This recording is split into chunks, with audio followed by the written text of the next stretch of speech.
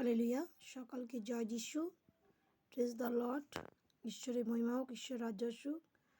আসুন আমি আজ বাইবেল থেকে যিশায়া 41 অধ্যায় 10 পদ পড়ব।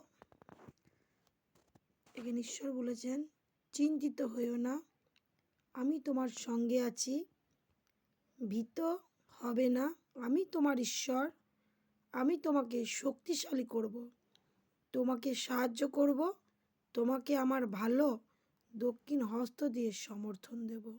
হালেলুয়া। প্রভুর বাক্য এখানে বলেছে, চিন্তিত হয়েও না। প্রভু আমাদেরকে চিন্তিত হতে বারণ করেছেন।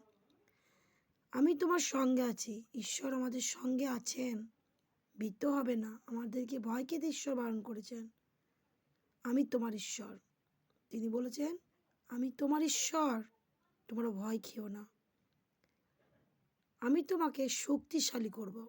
প্রভুর বাক্য বলেছেন, আমি তোমাকে শক্তিশালী করে তুলব, তোমাকে সাহায্য করব। প্রভু আমাদেরকে সাহায্য করবেন।